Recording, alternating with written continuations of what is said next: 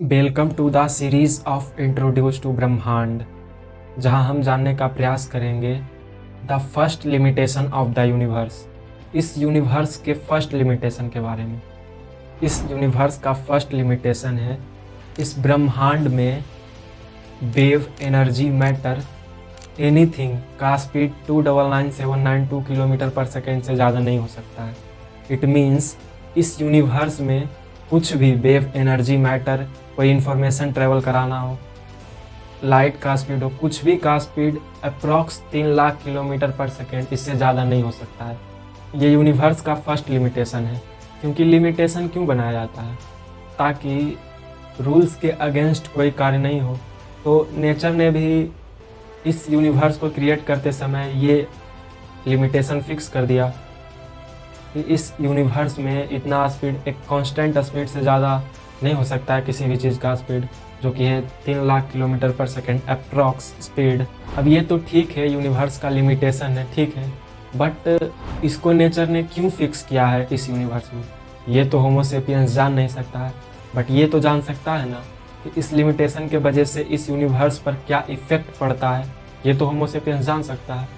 मतलब इस यूनिवर्स में 299,792 किलोमीटर पर सेकेंड से ज़्यादा स्पीड नहीं हो सकता है। बट अगर हम बोले, एक एग्जांपल दे जिसमें लाइट का स्पीड इससे ज़्यादा हो सकता है, it means 3 lakh kilometre, approx 3 lakh kilometre पर सेकेंड से ज़्यादा हो सकता है, तो क्या आप मेरी बात मानोगे? ऑब्वियसली नहीं मानोगे, क्योंकि नेचर ने फिक्स कर रखा है कांस्टेंट स्पीड, तो इससे ज़्यादा नहीं हो सकता है, मतलब नहीं हो सकता है। बट एक केस है जिसमें लाइट के स्पीड को बढ़ाया जा सकता है।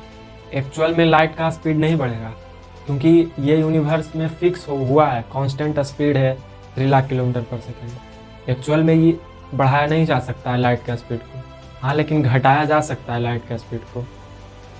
इस यूनिवर्स में किसी भी मैटर का रिफ्रैक्टिव इंडेक्स बढ़ाकर उस मैटर में लाइट के स्पीड को कम किया जा सकता है।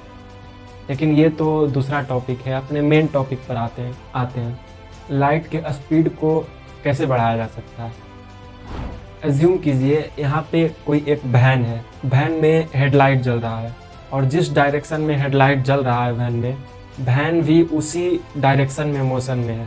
तो आप यहाँ पे ये बताइए कि यहाँ पे लाइट का स्पीड तो बढ़ गया, क्योंकि लाइट का स्पीड तो पहले से ही 3 लाख किलोमीटर पर सेकेंड है, एंड वैन का स्पीड कुछ मान लेते हैं XYZ, लेट मान लेते हैं XYZ कुछ भी होगा। तो यहाँ पे लाइट का स्पीड तो बढ़ गया, क्योंकि लाइट का स्पीड पहले से ही 3 लाख किलोमीटर पर सेकेंड है, एंड वैन का कुछ भी मान लेते हैं, तो इसका स्पीड तो बढ़ गया, तो ये लिमिटेशन के अगेंस्ट हो गया। बट यहाँ भी लाइट का स्पीड 3 लाख किलोमीटर ही रहेगा, 3 लाख किलोमीटर पर सेकेंड ही रहेगा। लाइट के स्पीड को बढ़ाया नहीं जा सकता है, घटाया जा सकता है, वो अलग बात है। लेकिन यहाँ भी, इस केस में भी लाइट का स्पीड कांस्टेंट ही रहेगा। तो यहाँ पे एक्चुअल हुआ क्या? क्योंकि यहाँ पे तो साफ साफ दिख रहा है लाइट का स्पीड ऐड हो जाएगा। यहाँ पे एक ट्विस्ट है। यहाँ पे वैन जो मोशन में है, हम पहले भी एक्सप्लेन किए थे, हर एक वो ऑब्जेक्ट जो इस यूनिवर्स में मोशन में है, उसके लिए टाइम स्लो काम करता है as compare to the rest object. तो इस वैन के लिए भी टाइम का स्पीड स्लो हो गया, इस वैन के लिए भी टाइम का स्पीड स्लो हो गया।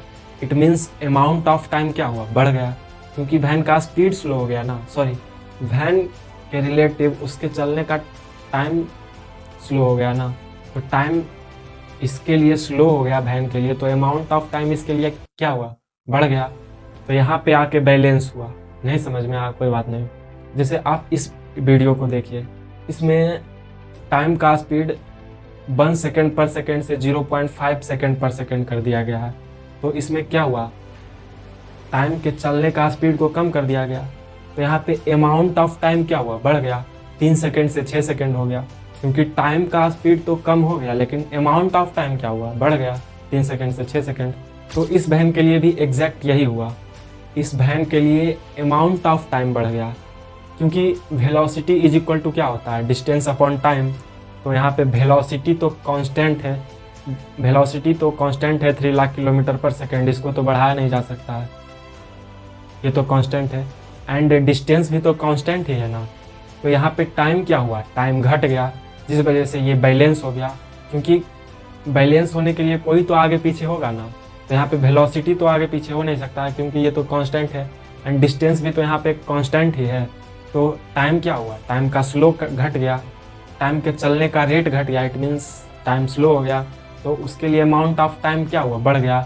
अब वो उतना ही समय में अधिक दूरी तय कर सकता है, इट मीन्स वो अधिक डिस्टेंस कवर कर सकता है क्योंकि उसके लिए टाइम, अमाउंट ऑफ टाइम क्या हुआ, बढ़ गया। तो एग्जैक्ट यहाँ पे यही हुआ, लाइट के स्पीड को बढ़ाया नहीं जा सकता है, इसी वजह से टाइम डायलेशन उत्पन्न होता है।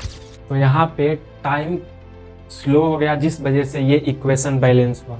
एंड अगर अभी भी समझ में नहीं आया तो आप मेरे इस वीडियो को देख सकते हैं, इसमें मैंने टाइम का एक्चुअल फीलिंग दिया है, पूरा एक्सप्लेन किया है।